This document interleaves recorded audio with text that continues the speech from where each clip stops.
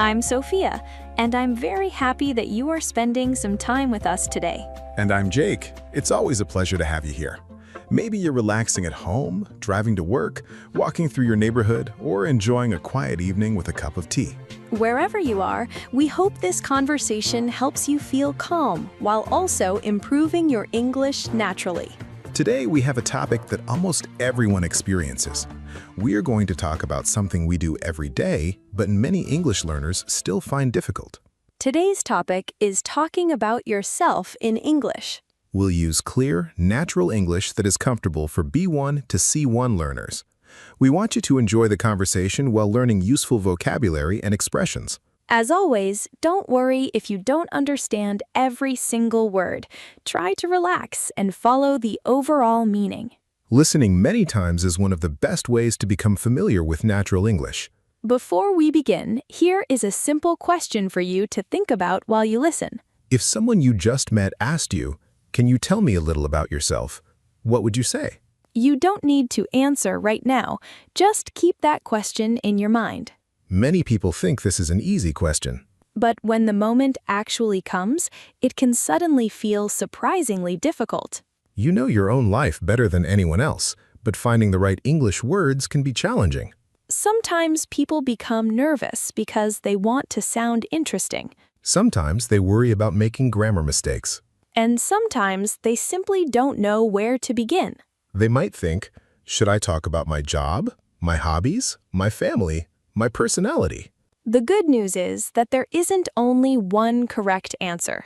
Talking about yourself is less about giving perfect information and more about creating a comfortable conversation.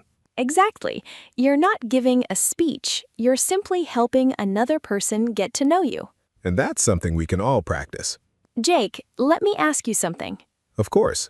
Do you remember the first time someone introduced themselves to you in English? Yes, actually I do. I was attending an international workshop many years ago. Were you nervous? Very nervous. Everyone seemed confident, and then someone smiled at me and said, "Hi, tell me about yourself." That sounds like a simple question. It was simple, but my mind suddenly became completely empty. I think many listeners know that feeling very well. I had practiced so many vocabulary words, but at that moment, I couldn't decide which information was important. So what did you say?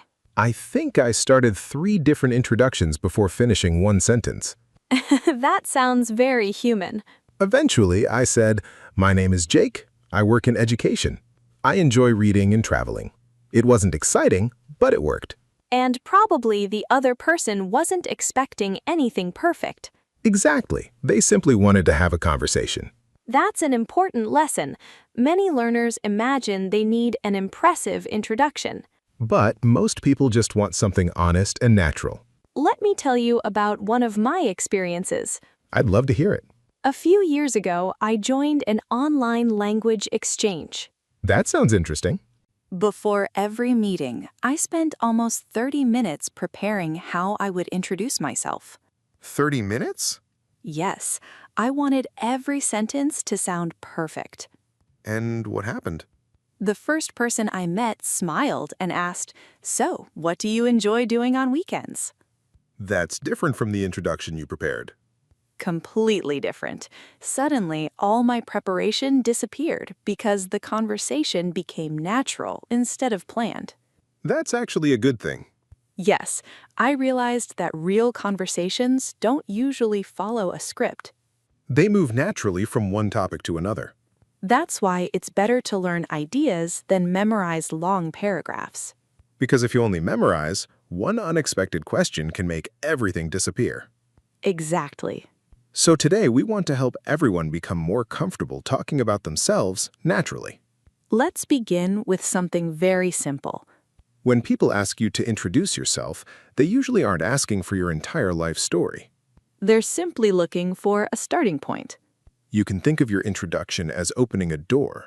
Once the door is open, the conversation can continue naturally. For example, you might begin by saying your name and where you're from. Then you could mention what you do. Maybe you're a student. Maybe you work in an office. Maybe you're learning a new skill. Or maybe you're currently looking for a new opportunity. All of these are perfectly normal things to share. After that, you can talk about what you enjoy. Hobbies are wonderful conversation starters because they often create common interests.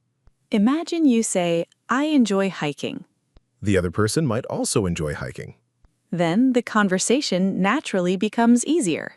Instead of asking more questions about work, they may ask about their favorite places to walk. That's how conversations grow. Little by little. Another important thing is that you don't need an exciting life to have an interesting conversation. That's true.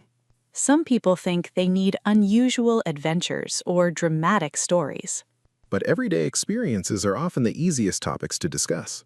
You can talk about cooking, Reading books, watching movies, learning English, spending time with your family, taking care of a pet. going for evening walks. Even enjoying quiet weekends at home can become a pleasant conversation. The secret isn't having extraordinary experiences. The secret is speaking about ordinary things with honesty and confidence. Confidence doesn't mean speaking perfectly. It simply means accepting that small mistakes are part of learning. Every fluent speaker once made beginner mistakes. Every confident communicator was once nervous too. That's something many learners forget.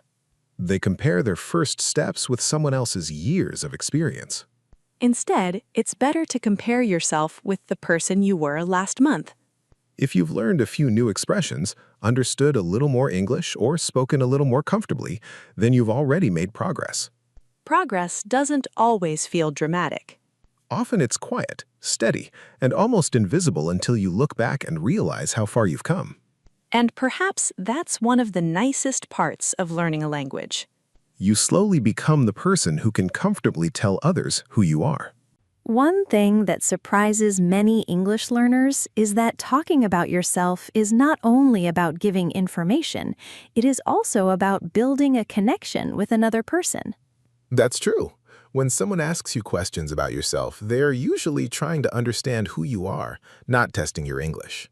Sometimes we forget that because we become so focused on grammar. We think about verb tenses, pronunciation, and vocabulary so much that we stop enjoying the conversation itself.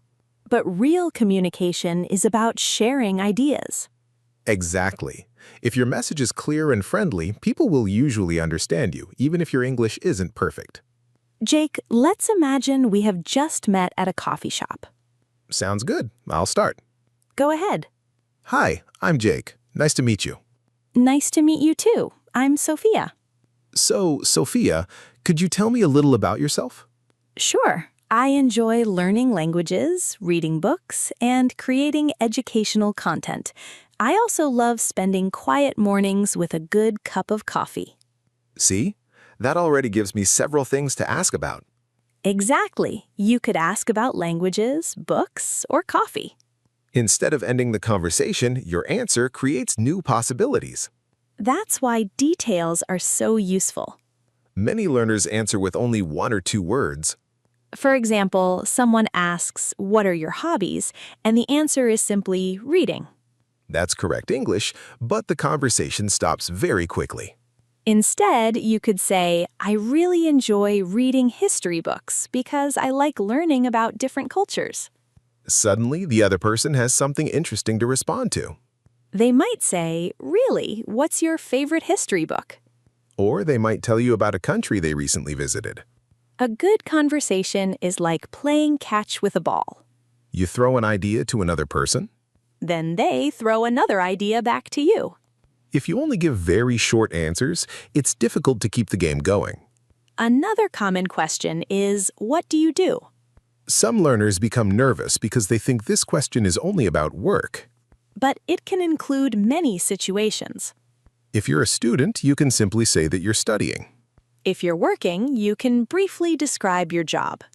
If you're taking a break or looking for a new opportunity, that's completely fine to mention too. You don't need to apologize for your situation. Everyone's life changes over time. Let's talk about personality for a moment. That's another area where learners sometimes feel unsure. Many people want to describe themselves, but they only know a few adjectives. Like friendly, shy, or hardworking. Those are all useful words. But it's even more natural when you explain them with a simple example. For instance, instead of saying, I'm organized, you could say, I like making lists because they help me stay organized. That sounds much more personal. Or instead of saying, I'm quiet, you might say, I'm usually quiet when I meet new people, but after I become comfortable, I enjoy talking. That gives a fuller picture of your personality. It also sounds more natural than simply listing adjectives. Speaking of personality, how would you describe yourself? I think I'm curious. Curious in what way? I enjoy learning about people. I like asking questions and discovering how others think and live. I can definitely believe that. What about you? I'd say I'm patient. Why do you think so? Because I don't mind repeating something several times if it helps another person understand. That's a wonderful quality, especially when teaching or learning. Thank you. Although I wasn't always patient, it became stronger with experience. I like that answer because it reminds us that personality can grow and change. Exactly. We often describe ourselves as if everything is permanent. But people continue learning throughout their lives. Another useful topic when talking about yourself is your daily routine. Yes, daily routines are easy to describe because everyone has one. You might say, I usually wake up early. Or, I enjoy taking a walk after dinner. Maybe you like listening to podcasts while cooking. Or perhaps you read before going to bed. These simple habits often create interesting conversations because other people may have similar routines. Sometimes they may even give you new ideas. That's one of the best things about meeting people from different cultures. You discover different ways of living. And at the same time, you often realize how many things we all have in common. Before, you were just trying to introduce yourself. Now you're learning about another person's world as well. That's why talking about yourself isn't really only about yourself. It's the beginning of understanding someone else and allowing them to understand you a little better. As we come toward the end of today's conversation, let's think about one more important idea. Talking about yourself becomes much easier when you stop trying to impress people and start trying to connect with them. I really like that thought. Connection is much more important than perfection. When we meet someone new, we usually don't remember every sentence they say. But we often remember how they made us feel. If someone is kind, relaxed, and interested in the conversation, we enjoy talking with them. That doesn't depend on having perfect grammar. It depends on being present and listening carefully. Listening is actually one of the best communication skills. That's true. Many people think a good conversation is about speaking a lot.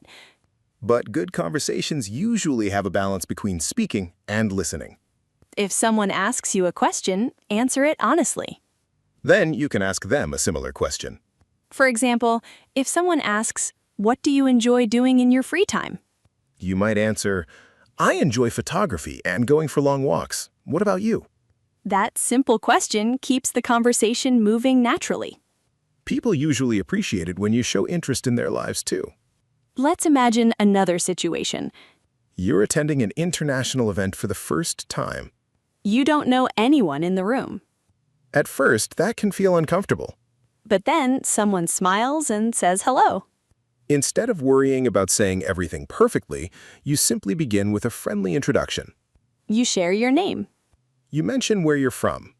You talk a little about what you do. Then you mention something you enjoy.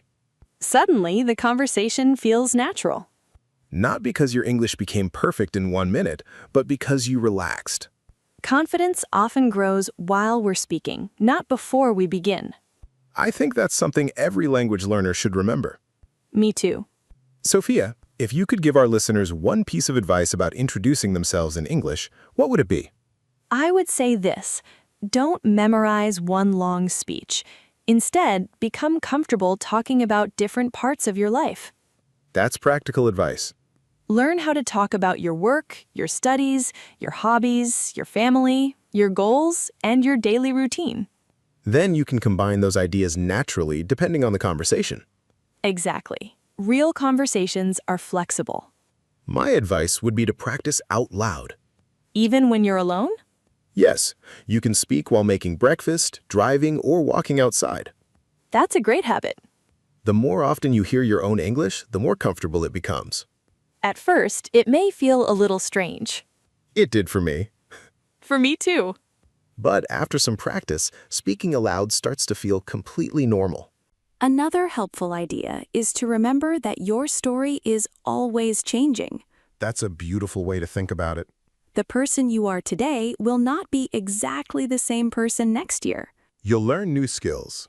You'll meet new people. You'll have new experiences. And your English will continue improving. So every time someone asks you to tell them about yourself, your answer may be a little different. That's perfectly natural. It means you're growing. Before we finish, let's review a few useful words from today's conversation. The first word is introduce. To introduce yourself means to tell someone basic information about who you are. Another useful word is connection. A connection is the feeling of understanding or relating to another person. We also use the word confident. Confident means believing in yourself, even if you still have things to learn. Another important word is curious. Curious means wanting to learn, discover, and understand new things. We also talked about routine. Your routine is the regular things you do each day. Another useful word is flexible. Flexible means able to change naturally depending on the situation. And finally, we use the word comfortable. Feeling comfortable means feeling relaxed and at ease. If you'd like to practice after this episode, here's a simple activity. Imagine you're meeting a new friend. Introduce yourself in English for 1 or 2 minutes. Talk about your name, where you're from, what you do, what you enjoy, and one goal you have for the future. Don't worry if you make mistakes. Every sentence you speak is valuable practice. You can even record yourself on your phone and listen again later. You might notice that you're improving more than you expected. And if you listen to this episode again, you'll probably understand even more the second time. That's one of the wonderful things about language learning. Every repetition builds confidence. Before we say goodbye, we'd love to hear from you. In the comments, introduce yourself in English. You could write something like, "Hello, I'm your name, I'm from your country, I enjoy, and one of my goals is..." It doesn't need to be long. Just be yourself. Reading comments from learners all around the world always reminds us that English connects people from many different cultures. Thank you so much for relaxing, learning, and practicing English with us today. We truly appreciate that you chose to spend part of your day with Chill English Channel. Keep speaking, keep listening, and keep believing that small daily practice creates big progress over time. Until next time, take care of yourself, enjoy your English journey, and we'll see you again very soon.